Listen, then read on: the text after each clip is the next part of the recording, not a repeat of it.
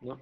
Y yo haciendo la pregunta ahora más bien directa, vamos a responder a la pregunta, al comentario que está haciéndonos Michelle, ¿ya? Pero ahora ya les hago la otra pregunta para darle sentido a la respuesta de racionalidad. ¿Qué es lo que significa realmente? Rolando, a ver, ¿qué cosa es un juego desde el punto de vista de lo que ustedes han visto en la presentación? ¿Qué es un juego? Rolando. Profe, el juego es una situación. Sí, ¿me escucha? Sí, sí, te escuchamos, te escuchamos. Profe, ¿me escucha? Sí, sí, Bueno, el juego podemos decir como una situación de interacción de una estrategia por parte de los jugadores, toma de ya, mira. decisiones. Un juego es una representación formal, ya lo voy a anotar. El profesor sí indica qué cosa es un juego, ¿no? Vamos a hacer una representación formal.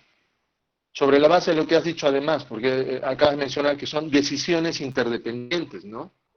Pero para estas decisiones interdependientes, ¿no es cierto? El juego tiene una composición, ¿ya? ¿Y por qué decimos representación formal? ¿O por qué yo digo una representación formal? En realidad no es el juego en sí mismo, ¿ya?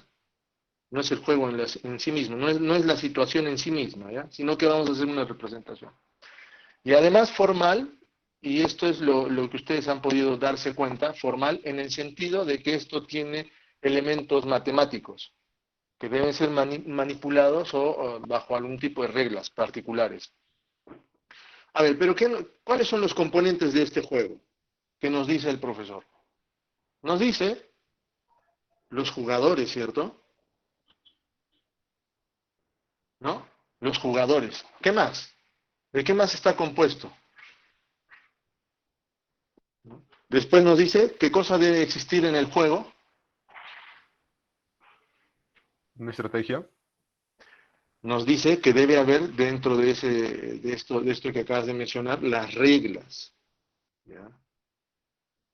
Las reglas del juego, las reglas del juego. Recuerden, por ejemplo, que cuando se ve oligopolio en mercados oligopolísticos, ¿no es cierto? En el modelo del duopolio, ya sea de Cournot, Bertrand o Stackelberg, ¿no? Hay unas reglas, ¿cierto? Hay unas reglas ahí, porque por ejemplo en el modelo de Stackelberg líder y seguidor dice, primero mueve uno y después mueve el otro. El beneficio de uno está condicionado al beneficio del otro, ¿cierto? Entonces el seguidor mira lo que hace el líder y de acuerdo a ello toma su decisión. El líder sabe cuál es la decisión que va a tomar el seguidor y por lo tanto se anticipa a la decisión que va a tomar el seguidor, ¿no? El líder, ¿no? Entonces hay unas reglas de juego. Entonces acá le vamos a agregar así. ¿Quién mueve y cuándo? ¿Cierto? Lo otro, ¿qué saben los jugadores? ¿Qué saben los jugadores cuando mueven? Esto es importante, porque esto tiene que ver con un tema de información. ¿Y qué es lo que pueden hacer cada vez que les toca mover? ¿Ya? ¿Qué es lo que pueden hacer o qué pueden hacer? ¿Qué pueden hacer cada vez que les corresponde mover? Corresponde mover. En otras palabras, jugar sería, ¿no? Cada vez que les toca en su turno, ¿cierto? Acá está esta parte que tú dices cuáles son las estrategias. En este caso son acciones. En la presentación el profesor dice conjunto, ¿no? Las estrategias es una acción o conjunto de acciones, ¿no es cierto? ¿Ok? Entonces tenemos los jugadores, que puede ser jugador uno y jugador 2, las reglas del juego que implican quién mueve y cuándo, qué saben, qué conocimiento tienen respecto al momento en que les toca mover y qué pueden hacer cuando les corresponde, ¿cierto? En términos de acciones. ¿No? Como tercer punto tenemos los resultados, ¿no? Los resultados posibles del juego, ¿no? los resultados del juego.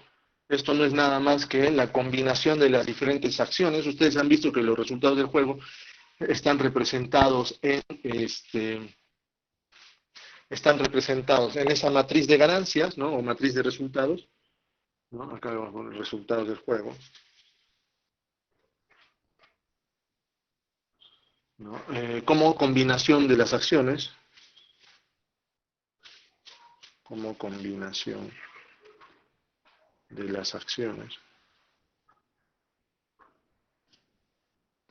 ¿Ya? Y un cuarto aspecto tiene que ver con las preferencias. Esto es algo que no se menciona en la presentación, ¿ya? Porque las preferencias de los jugadores acá son de un tipo bien específico. Las preferencias de los jugadores para los resultados posibles de este juego siempre están contenidas dentro de un tipo especial que son las preferencias de tipo von Neumann Morgenstern. Morgenstern. ¿Sí? BNM son ese tipo de preferencias. No vamos a hacer este trabajo de preferencias, pero recuerden que las preferencias que nosotros hemos observado cuando incorporamos el riesgo, ¿no? Tienen ese tipo de comportamiento, ¿ya? En el siguiente sentido, que yo si tengo una utilidad de dos bienes, ¿no? Siempre voy a preferir ese nivel de utilidad a cualquier otra utilidad, ¿ya? De otro conjunto de bienes. Porque son crecientes y además porque presentan una utilidad marginal del dinero, ¿no es cierto?, decreciente, que eso es lo que habíamos visto en las clases pasadas, con esta incorporación de riesgo e incertidumbre, ¿sí? Así que en el sentido de von Neumann Morgenstern siempre voy a preferir por aquel nivel de utilidad, ¿no?, que me permita, cuyo resultado sea de la mejor combinación de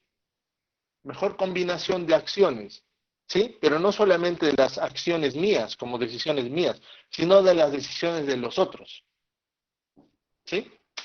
Entonces, eso es relevante para hablar de qué, justamente de racionalidad. ¿Qué significa entonces que un jugador sea racional? ¿Ya? Estamos extendiendo un poquito, ¿ya? Lo que acabamos de, lo que se ha comentado ahí en la presentación. ¿Qué significa que sea racional? Bueno, que sea racional significa, ¿ya?, los jugadores, saber cuántos jugadores son, conocer las reglas de juego, ¿ya?, todas esas que hemos mencionado, conocer cuáles son los resultados del juego, ¿no?, entender que hay que las preferencias de los jugadores tienen ese comportamiento, ¿ya?, es decir, el cumplimiento el cumplimiento de 1 al 4. Conoce el juego. ¿Ya? Que un individuo sea racional implica que conoce de 1 al 4. ¿Ya? Y segundo, o sea, lo anterior que hemos dicho, y además sabe que el resto de los jugadores conoce el juego y que él sabe que ellos saben y así sucesivamente. Es decir, que esto es de conocimiento común. El profesor dice, este tema de conocimiento común es de información. Hay dos tipos de información que se utilizan cuando hablamos de juegos. Información completa y además información perfecta. ¿Ya? No vamos a entrar en detalles, pero son los dos tipos de información que nosotros conocemos. ¿Ya? Se resumen en estas cosas. ¿Ya? El de conocimiento común. Yo sé lo que tú sabes, él sabe lo que yo sé, nosotros sabemos lo que ellos saben y ellos saben lo que nosotros, y así sucesivamente hasta el infinito. Todo esto es de conocimiento común, ¿ya? Todo esto de acá es de conocimiento común. Muy bien. Entonces, ¿qué podemos esperar, digamos, del juego y la racionalidad de los jugadores respecto al conocimiento común? Ya creo que el profesor les ha puesto algunos ejemplos, ¿no? Y el clásico de ellos es el de dilema del prisionero. ¿Ya? Yo les voy a poner en la siguiente matriz, ¿no? Y yo lo que quisiera es que ustedes contextualicen qué significa entonces este tema de conocimiento común, de conocer las reglas de juego, de identificar cuántos jugadores son, de indicar qué tipo de acciones son lo que ellos pueden realizar, cuáles son las suposiciones que hay detrás del juego, ¿sí? Y cómo funciona esa racionalidad en todo caso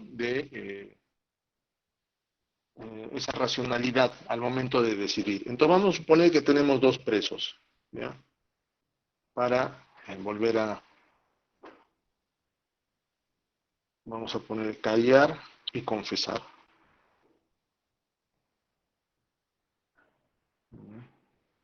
Callar o confesar. Entonces yo les voy a poner esta matriz de pagos, ¿sí? Esta es una matriz binaria, ¿no? Que lo vemos a nivel de filas, pero también a nivel de columnas, ¿no?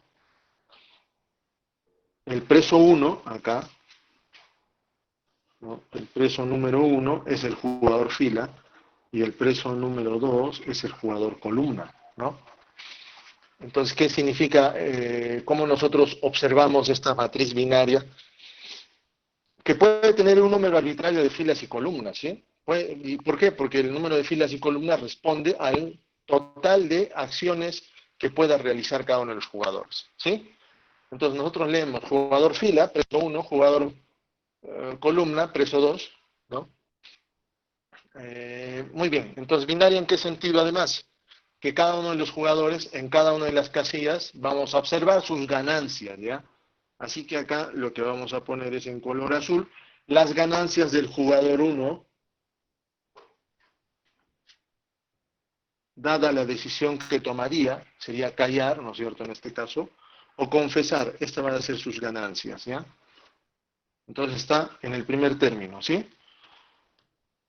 Ya le ponemos sus comas. Y vamos a representar las ganancias del jugador 2. Entonces ahí están las ganancias del jugador 2, ¿no? Muy bien, ahora vamos a resolver el juego, pero les voy a dar las instrucciones. Ustedes ya han escuchado sobre este juego, es más, lo pone como ejemplo, ¿cierto? Lo pone como ejemplo. Sí, yo no sé, chicos, me están escuchando bien, ¿no es cierto? Yo tengo el audio bien. Sí se escucha bien. Bien, entonces vamos a ilustrar este juego del dilema de los prisioneros. Entonces les voy a relatar. ¿Ya? Entonces, ustedes ya conocen, ¿ya? Dos, dos sospechosos son arrestados y acusados de un delito. ¿Ya? Dos sospechosos son arrestados y acusados de un delito. No estamos grabando la clase, ¿no? Vamos a grabar la clase.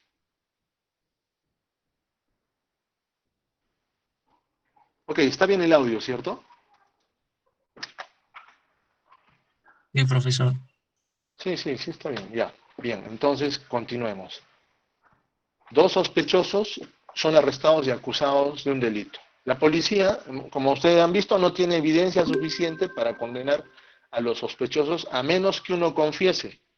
La policía encierra a los sospechosos en celdas separadas y les explica las consecuencias derivadas de las decisiones que formen. Si ninguno confiesa, ambos serán condenados por un delito menor y sentenciados a un mes de cárcel. Si ambos confiesan, serán sentenciados a 6 meses de cárcel. Finalmente, si uno confiesa y el otro no, el que confiesa será puesto en libertad inmediatamente y el otro será sentenciado a 9 meses en prisión, 6 por el delito y 3 más por obstrucción a la justicia. Muy bien, eso es lo que está expresado acá, ¿no? Entonces, para poder observarlo, digamos, en nuestra matriz de pagos, ya de acuerdo a lo que nos dicen, dos sospechosos. Entonces tenemos número de jugadores, 2, ¿no? ¿Qué más? Los dos tienen las siguientes posibilidades acciones para realizar de acuerdo a lo que le dice la policía, ¿no es cierto? Pueden confesar o pueden callarse, ¿no? Si ninguno confiesa, ambos serán condenados por un delito menor. Entonces ponemos nuestras estrategias o nuestras acciones, ¿no? ¿No? Nuestras acciones, las acciones, lo que pueden hacer los jugadores, las estrategias, ¿no? Lo que pueden hacer los jugadores. Entonces, la decisión que puede tomar el preso uno y la decisión también que puede tomar, o la acción que puede tomar el preso 2. Entonces le dicen, si ninguno confiesa, estaríamos en esta de acá, callar y callar, ¿cierto? Si ninguno confiesa, ambos serán condenados por un delito menor y sentenciados a un mes de cárcel. Muy bien. Como es, como es un mes de cárcel, entonces eso no puede ser positivo, ¿cierto? Tendría que ser negativo. Segundo, si ambos confiesan, serán sentenciados a 6 meses de cárcel. ¿Ok? Si uno confiesa y el otro no, si uno confiesa, por ejemplo, el preso uno confiesa y el otro, o mejor dicho, si el preso uno confiesa, ¿no? Y el otro no confiesa, que sería el preso 2, por ejemplo, el preso uno confiesa, ¿sí? El preso 2 no confiesa, ¿qué nos está diciendo? El que confiesa será puesto en libertad, en este caso el preso uno, ¿no es cierto? Será puesto en libertad, es decir, no tendrá ni un mes de cárcel, ¿no? Y el otro será sentenciado a 9 meses, 6 meses por el delito y 3 más por obstrucción a la justicia, ¿no? Sea que el preso uno confiesa o sea que el preso 2 confiesa, el que confiesa, el preso 2 en este caso, se va libre y el que no confiesa se queda en la cárcel. Muy bien, bajo esta lógica, ¿no? Para variar un poquito, ¿no? Acá nosotros ya sabemos cuál es la respuesta, pero me gustaría saber cuál es la racionalidad que está detrás de acá, tomando en consideración, ¿no? Lo que hemos mencionado anteriormente. Es decir, cuál es esa racionalidad que tiene este jugador. Y si le incorporamos además esta lógica de estrategia dominante.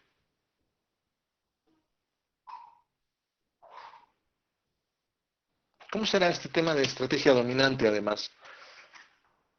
Muy bien, a ver, empecemos. ¿Cuál es esa racionalidad que está detrás? Es decir, si hablamos de conocimiento común. Muy bien. A ver, Yolanda. Ah, Yolanda está con problemas, creo, de audio. A ver, vamos a preguntarle a Tatiana.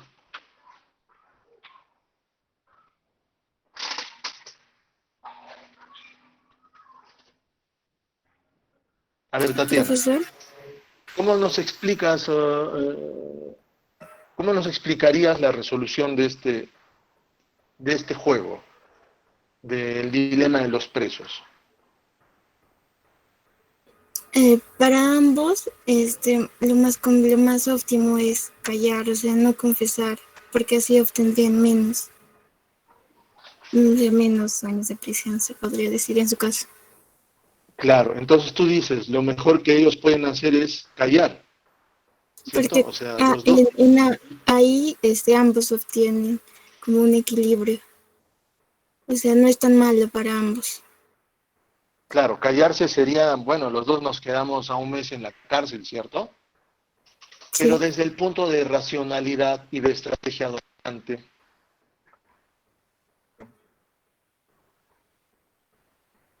Mm,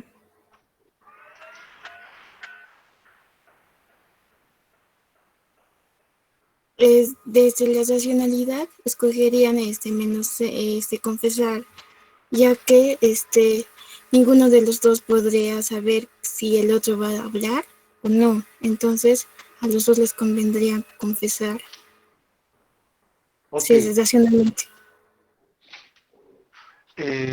claro, confesar, sí, sin importar a qué preso nos referimos, sí. ¿En qué sentido? Y entonces yo tendría que ponerme a observar acá si realmente confesar es una estrategia dominante. Porque digamos, ¿no? Nosotros nos han capturado bueno, acá pues nos han puesto en celdas separadas, nos están interrogando, ¿no? Y yo cuánto puedo confiar en mi compañero, ¿no? Respecto a que él va a callarse y los dos nos vamos a quedar en solamente un mes. ¿cierto? Porque acá en lo que tú empiezas diciendo es, mire, ¿sabes qué? Acá lo mejor es que los dos se callen, ¿no? Pero entonces, ¿cuánto uno puede confiar en que el otro se va a callar? ¿Tú confiarías? No, ¿Por yo qué no confesaría, confiarías? porque, este, o sea, porque no tendría motivos para confiar en este caso, porque viendo Pero, el otro su conveniencia o lo que mejor le conviene sería confesar o sea, me estaría agravando a mí, entonces mejor sería que yo lo haga. claro, porque si tú te callas, porque si tú te callas y el otro confiesa, él se va a ir libre, ¿cierto? Y tú te vas a quedar pensando en que él también debería callarse, ¿cierto? ¿No? Entonces, acá hay una cuestión bien interesante, porque, claro, mire, somos dos presos, ¿no? Además, vamos a graficarlo un poquito más, ¿no? Además, hay que nosotros desde que somos chiquillos, ¿no es cierto?, nos hemos dedicado a este negocio, así que eso, hasta pacto de sangre hemos hecho, ¿no? Entonces, yo estoy seguro, sí o sí, de que él también se callaría, ¿no? ¿No? Entonces, yo sé que él nunca confesaría, entonces los dos nos vamos a quedar un mes, ¿no? Porque somos, pues, hermanos de sangre, ¿cierto?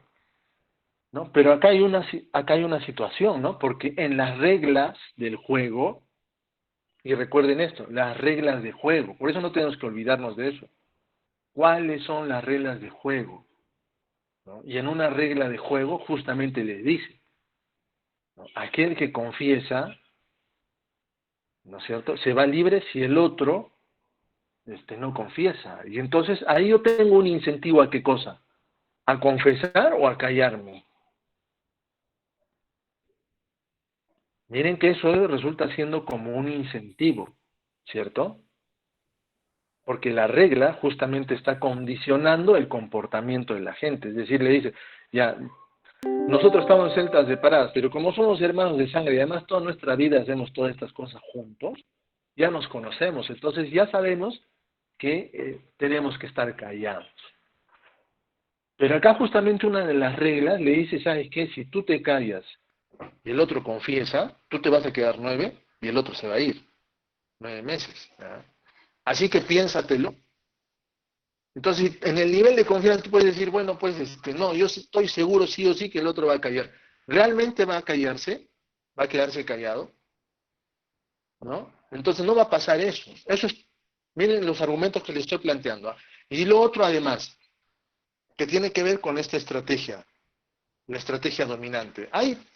Tendrá, los dos tienen estrategia dominante, es decir, ellos pueden decidir por algo independientemente de lo que haga el otro.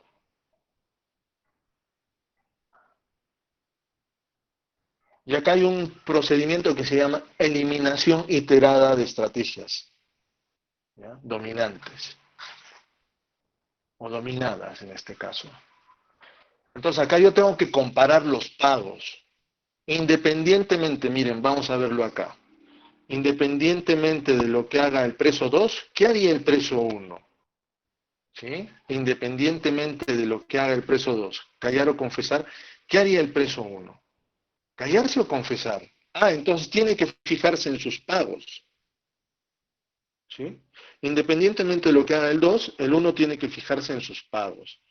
Y tiene que compararlos. Entonces va a comparar los pagos que obtendría si se callaría o se confesaría. Él mismo, independientemente de lo que haga el 2. Entonces va a comparar -1 con 0 y -9 con -6. Y acá uno puede darse cuenta, ¿no? -1 no es mejor que 0, ¿no? 0 es mejor que -1, porque acá yo me quedo un mes de cárcel y acá yo me iría libre, ¿no? Entonces en esta situación yo prefiero confesar, ¿cierto?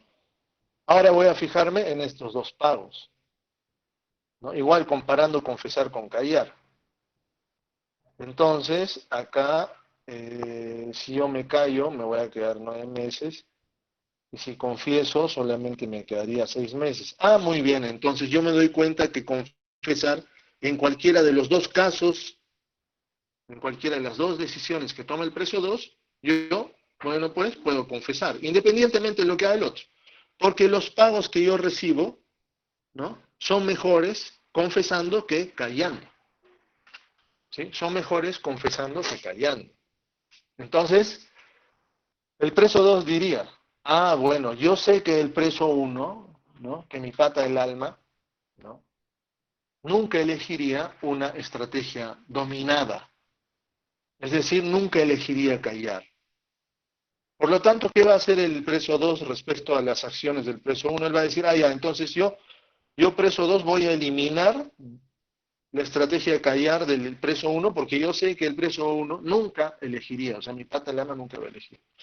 Y el mismo razonamiento va a realizar el preso 1. ¿Qué es lo que nunca haría el preso 2? ¿Cierto?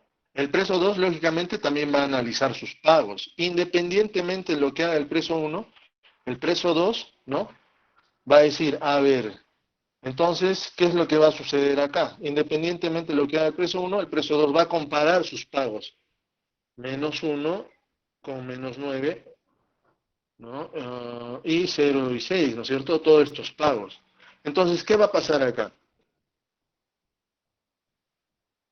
¿Qué es lo que haría esta persona, ¿no? Entonces, si va a comparar -1, 0. Muy bien. Entonces, yo prefiero, en este caso, confesar, ¿cierto? Voy a confesar porque me iría libre. Acá me quedaría un mes. Entonces, prefiero confesar, ¿cierto? Ahora comparo esto, de acá con esto.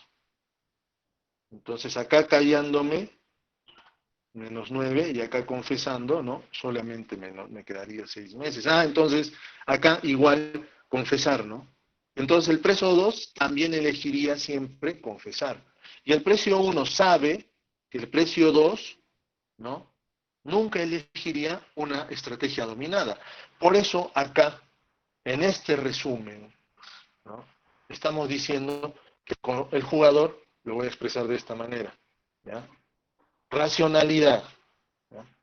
Acá los dos saben cuántos jugadores son. Somos nosotros dos, los dos presos, los dos hermanos del... Muy bien.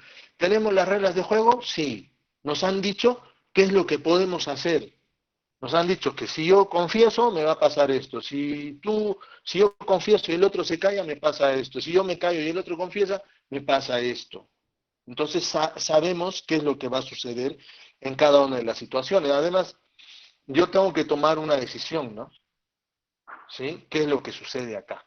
¿No? ¿Qué saben? ¿Qué saben? Entonces, además estas reglas no solamente me las han dicho a mí, se las han dicho también a él. O sea, los dos sabemos, ¿no? Y además sabemos cuáles son esos resultados del juego. Sabemos si los dos si los dos confesamos qué es lo que sucedería, si los dos nos callamos sabemos qué es lo que sucedería, es decir, sabemos los resultados del juego. ¿Ya? Y como esto es un juego de interacción estratégica, las utilidades que yo obtenga no van a depender solamente de mis decisiones, sino también de las decisiones que tome el otro. Entonces mis preferencias tienen que incorporar ese condicionamiento. ¿Ya?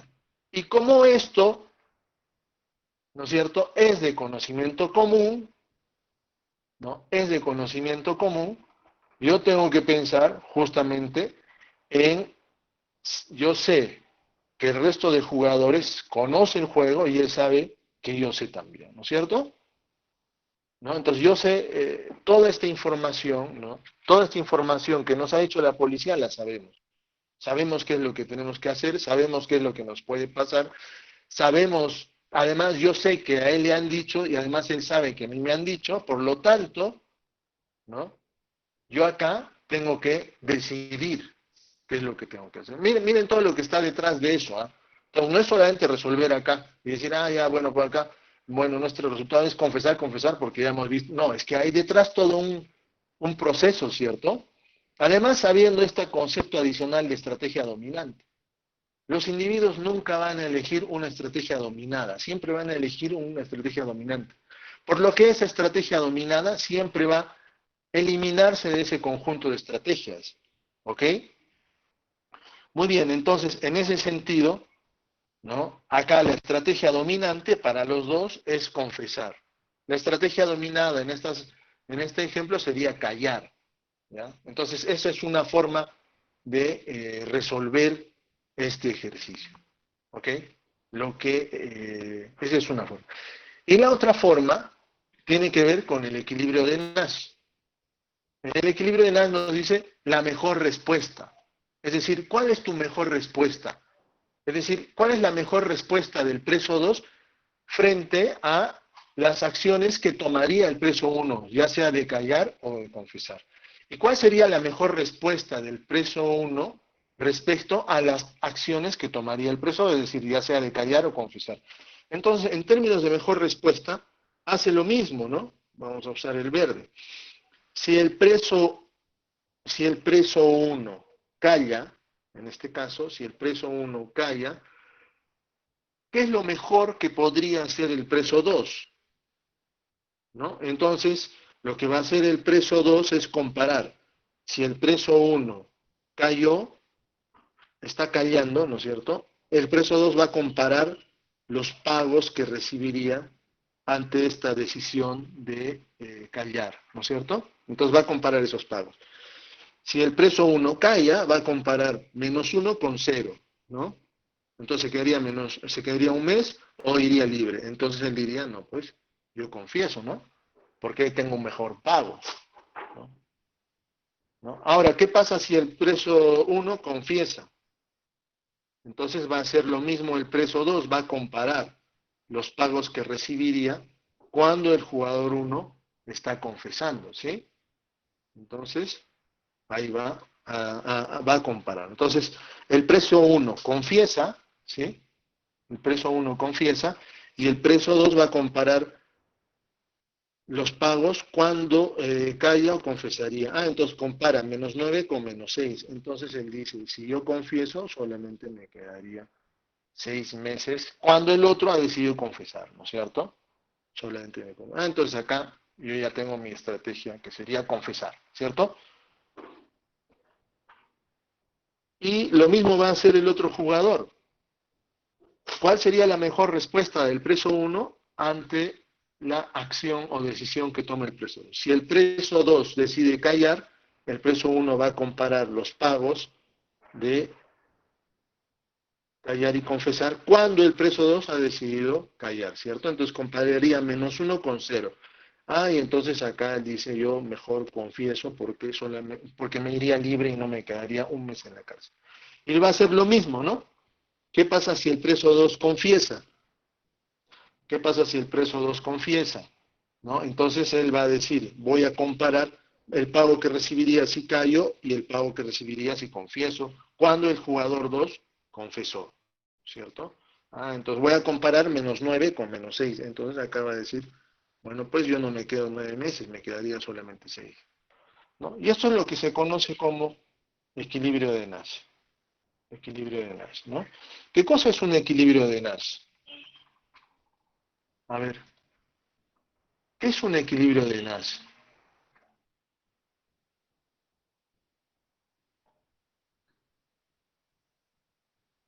¿Qué es un equilibrio de Nash? Consiste que cada jugador ha tomado una decisión óptima en base a la decisión de los otros jugadores. Exactamente, ¿no? Un equilibrio de Nash existe en el sentido de que para cada jugador, ¿no es cierto?, la acción que tome es la mejor respuesta de ese jugador, ¿no?, a las estrategias de los otros jugadores. ¿Sí? Entonces ahí vamos a ver que este resultado justamente se sustenta en el equilibrio de Nash en la mejor respuesta, en este caso del preso 1 respecto a las decisiones, ¿no es cierto?, o a las estrategias que ha tomado el jugador 2, en este caso el preso 2, y que el resultado del preso 2 también es una mejor respuesta a las decisiones que pudo haber tomado el jugador 1, en este caso el preso 1, ¿no es cierto? Ahora, este equilibrio de Nash es interesante porque este tipo de equilibrios se sustentan justamente y lo voy a poner de color rojo, mira, de color rojo, mejor lo voy a poner acá, porque son juegos o resultados no cooperativos.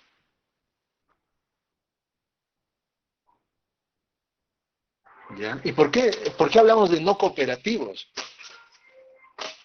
Porque si los dos tuviesen que cooperar, ¿cuál es el resultado que tomarían acá? ¿Qué es lo que harían si fuese cooperativo?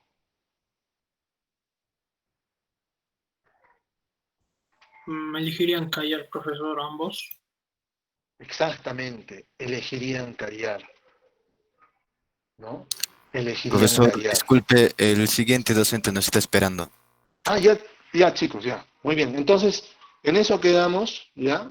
Hay que revisar lo del texto, pero miren que acá el equilibrio en Nash es un resultado no cooperativo, ¿ya? Y vamos a hablar además de qué cosa significa un equilibrio de Nash frente a un equilibrio paretiano. Y yo se los digo, se los dejo ahí como interrogante. ¿Qué es mejor, un equilibrio de Nash o un equilibrio de Pareto? ¿Ya? Muy bien, chicos, nos vemos la siguiente clase.